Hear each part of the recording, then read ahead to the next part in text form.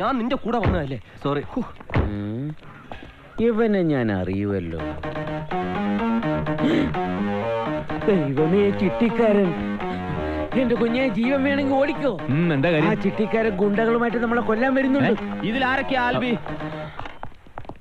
ആരാ ആൽബി എന്ന്? ഞങ്ങൾ രണ്ടുപേരും ആൽബികളല്ല. പിന്നെ ആൽബി മരിച്ചുപോയി.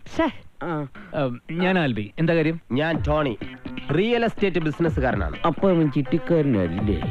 എന്തായാലും അവൻ എന്നെ മനസ്സിലായില്ല. ഭാഗ്യം. ഇവിടെ ചിക്കൻ ബിരിയാണി ഓർഡർ ചെയ്യാൻ വന്ന എന്റെ പെങ്ങളോട് ഇഷ്ടമാണെന്ന് നിങ്ങൾ പറഞ്ഞു. ഓ, ആൻസിയുടെ ആങ്ങളെയാണല്ലേ? അല്ല, ആൻസി എന്റെ പെങ്ങളാ. എന്താ നിങ്ങളുടെ ഉദ്ദേശം? അവൾ വെറും പുറംപോക്ക് ഭൂമിയാണെന്ന് നിങ്ങൾ കരുതിയോ? എന്റെ പെങ്ങളുമായിട്ട് വെറുതെ പോക്കുവരവ് നടത്താനാണ് നിങ്ങളുടെ ഉദ്ദേശമെങ്കിൽ കരമടച്ച രസീത് ഞാനങ്ങ് തരും. ടോണി തെറ്റിദ്ധരിക്കുന്ന പോലെ ഒന്നുമില്ല. ഒരു വിവാഹമാണ് ഞാൻ ഉദ്ദേശിച്ചത്. ഇത് കച്ചവടമോ? നിങ്ങൾക്കറിയോ, അവളൊരു വിവാഹം കഴിച്ച് കാണണമെന്നുള്ളതാണ് എന്റെ ഏറെ നാളത്തെ ആഗ്രഹം. ഇവരൊക്കെ ബ്രോക്കർമാരാ. കല്യാണത്തിന്റെ വാസ്തു ബ്രോക്കർമാരാ. ഞങ്ങൾ ചാലക്കുടിയിൽ 2000 രൂപയുടെ ഒരു വീട് വാടകയ്ക്ക് എടുത്ത് കൊടുത്തിട്ടുണ്ട്. അതിന്റെ ബ്രോക്കർ ഫീസായ 600 രൂപ വാങ്ങാൻ പോകുന്ന വഴിയാ. അതിനാൽ ഇന്ന് സമയമല്ല, നമുക്ക് ഈ കച്ചവടത്തെ കുറിച്ച് നാളെ വിശദമായിട്ടൊന്ന് സിറ്റിംഗ് നടത്തണം. ഓഹോ, അതിനെന്താ, ഞാൻ അപ്പനുമായിട്ട് അങ്ങോട്ട് വരാം. ശരി, ആയിക്കോട്ടെ.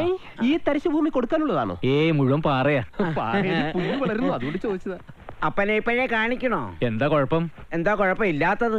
എനിക്ക് ഒരു കുഴപ്പമില്ല.